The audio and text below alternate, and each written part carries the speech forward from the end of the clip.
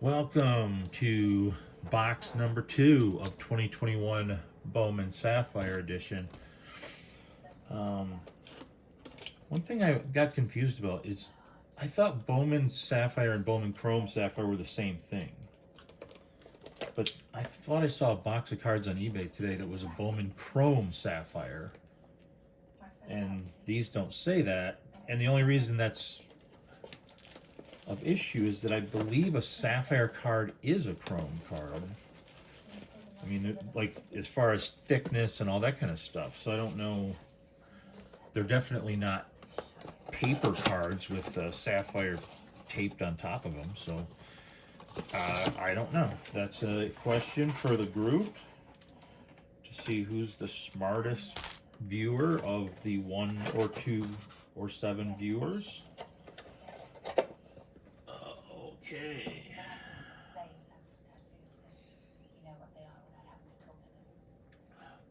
Sorry, I had to get a drink there. We got 8 packs. We got 4 cards per pack. Box number 1 got a grade of a C. It was...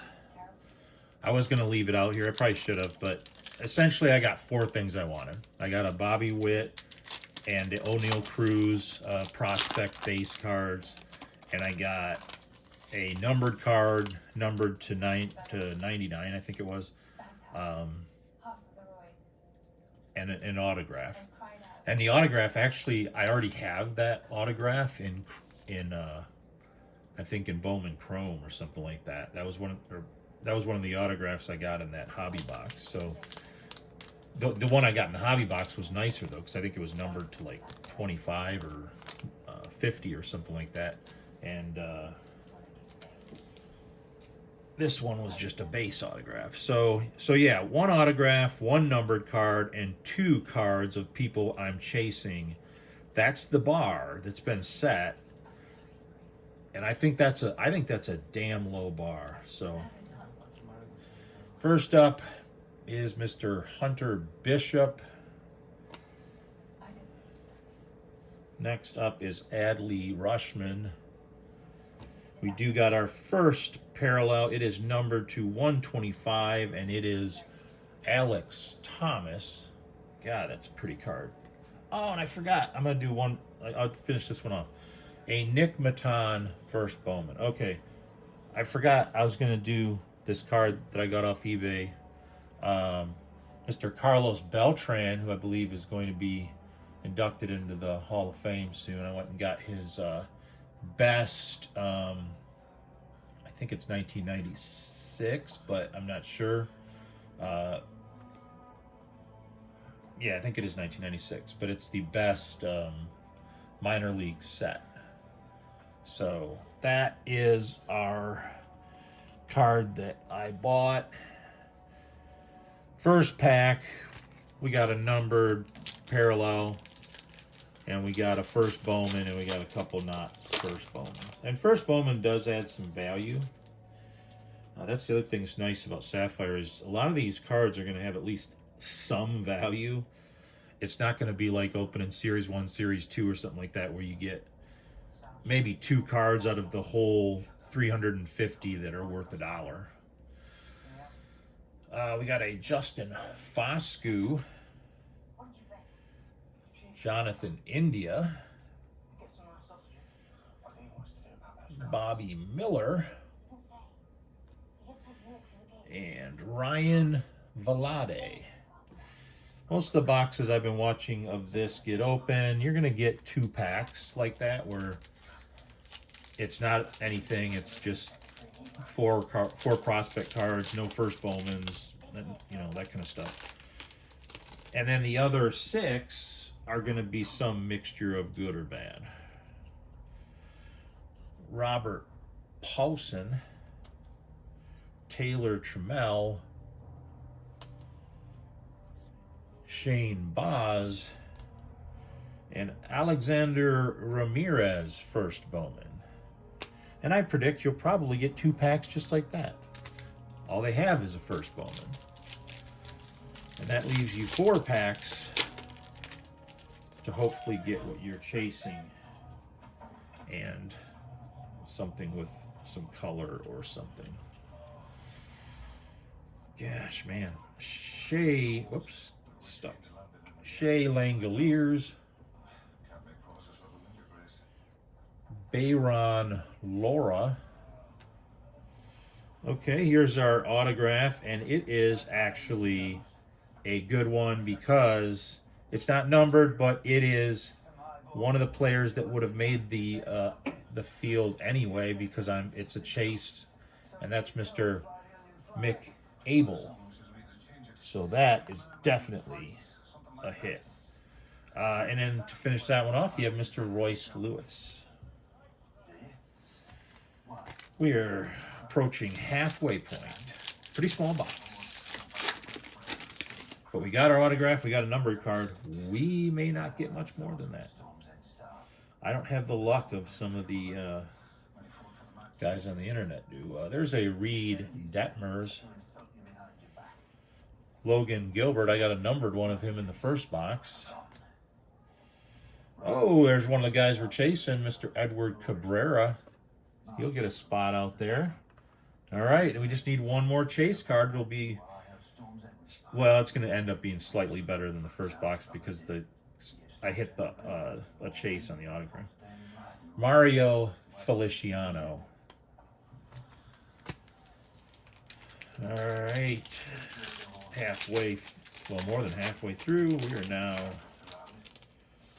about a quarter of the way to the end here. We got Bryce Terang, Leovor Pagero, Patrick Bailey. I think I got like 3 of these. And Corbin Carroll, another hit. We are now tied / slightly ahead of box number 1.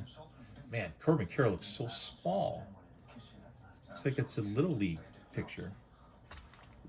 Did his mom give Bowman one of his Little League pictures? That would suck.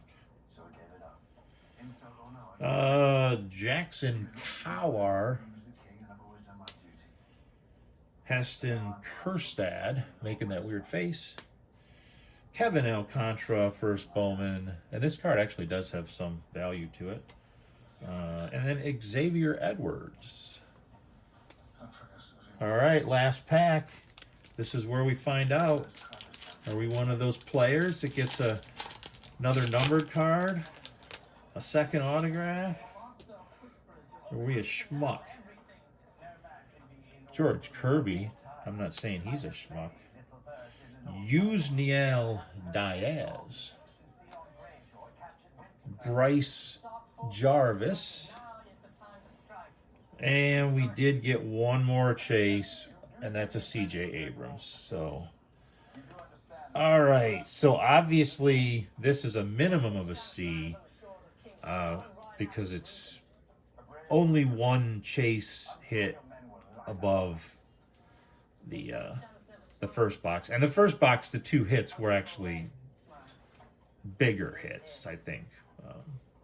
One of them was obviously Bobby Witt Jr., and the other one being O'Neal Cruz. I think they beat out C.J. Abrams, Corbin Carroll, and Edward Cabrera at this point. But Corbin Carroll is legitimate, and I think there's a reason that the Cubs traded for Edward Cabrera. And they had to give up a lot to get him. Owen Cassie is a lot by himself. So that makes me think maybe I was right about Edward Cabrera, and that was buying up all those cards of his was more worthwhile than I was anticipating. I like the green.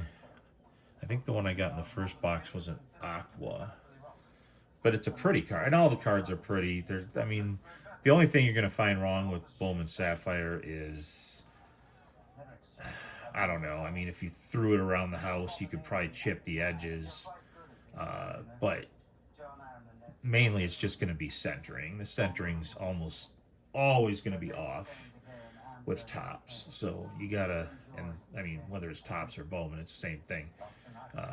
you're always going to have centering that just isn't there. I don't know if that's true on the higher end stuff that I've never opened, but that's what the case is with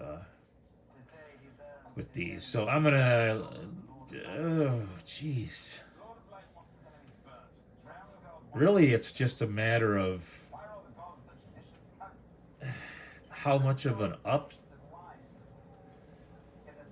Oh man, um, I'm gonna give this box a B minus, and almost all of that B minus difference between the other box is that Mick Abel first Bowman and Mick Abel's somebody that's on my chase list. So it's always awesome when you get a signature for someone you actually want a signature from versus the other way around. So other than that, we've now opened 2 boxes. They've looked pretty similar. What is the odds that we're going to open that next box and it's going to be way better than this, which is what I hope, or is it going to be exactly the same? We will find out. I may shoot the video tonight. I may shoot the video tomorrow. And there's nothing else right now in line behind it, although I am waiting for some boxes. Oh, and also I did pre-order 2026 Top Series 1. I'm not gonna. I don't want to go on a rant at the end of the video, but right now, if you go, well, I don't know, but right now they might be sold out. But if you, when I went on the Topps website, you can get a hobby box for $100, and a jumbo box is $200. I went on eBay tonight, and the hobby boxes were selling between $180 and $200 on a pre-order. So the thing that's kind of shady and just idiotic about baseball cards is that people buy, like, it's kind of like, I guess it's like what some people talk about doing when they, buy up like 3 houses and then they rent 2 of them and then they don't have a mortgage on their house because the other 2 houses are giving them income. However, it leaves off a lot of stuff, like you need a giant, enormous amount of money, or you have to take on an enormous amount of debt to buy 3 houses at relatively the same time. And it's the same thing with baseball cards. This idea that baseball cards is all about flipping, that's not going to work for you and me, because we're not going to buy 2 to 3 cases of any product. Unless they come up with a box that's $1, it's even then, to buy 1 case is pretty much what you should. I don't know if, other than like the big accounts like Target and Walmart and all that, I don't believe that Topps should, or Panini should, sell more than 1 case to some mom and pop hobby store. Because if you're buying more than 1 case for a store like that, you're really just trying to get the product and then just ramp up the price to try to pay for the product that you open that you then sell afterwards. So all it does is drive up the price. But I also understand the hobby store's point of view. They can't just buy 1 case of cards and make that case money back at any decent margin, especially if they open some of them. So the only way they really have to get the money they want is to to buy them at 3 and open some and be able to pay for it with the other 2. It's just funny that when you go on Topps and you see $100 hobby box, and then you go on eBay and it's for $200 to pre-order it.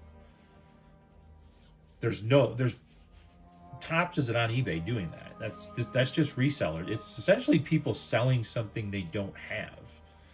Because if I was going to sell you, this Bryce Jarvis card, I'm implying that I have a Bryce Jarvis card. Otherwise, I can't sell it to you. So if they don't have the product in hand, they're pretty much just relying on Topps to hit whatever the delivery date is, so that they don't get bad feedback on eBay. So I don't know. I'm not going to say how much I spent, but it was way too much, especially for Topps Series 1, which is really one of the worst, probably Topps releases of the year. It usually has a bunch of errors, and the quality isn't any good. And over the course of the year, they seem to improve some of the stuff and start putting out the better stuff. But Series 1 is just always brutal. I was able to look at the checklist, which was also annoying. I should change my video from baseball cards to things that annoy old people. But yeah, I don't know. So anyway, I do have one more box of this. Go ahead and hit a like, hit a dislike, or don't hit either. I don't know what happens if you like something then dislike it. I don't know if it gives you both. Whatever. Knock yourself out.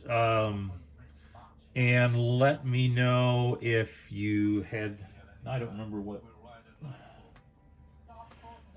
Well, I had a question at the beginning of the video and I don't remember what it was. That's what I get for not writing it down. So if you have any comments on these gentlemen,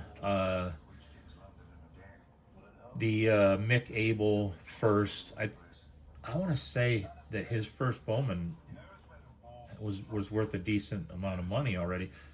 And realize when I say that, that's because this is Sapphire. If this wasn't Sapphire, most cards are worth essentially nothing unless it's a numbered parallel or something like that. But these cards just have a little bit more inherent value just because they are that premium set. And like I said, I only bought 3 boxes of it because I got it for like $100 a box, and they initially sold for $150 a box. So, and do you think Carlos Beltran's going to get in the Hall of Fame? All right, thanks for watching.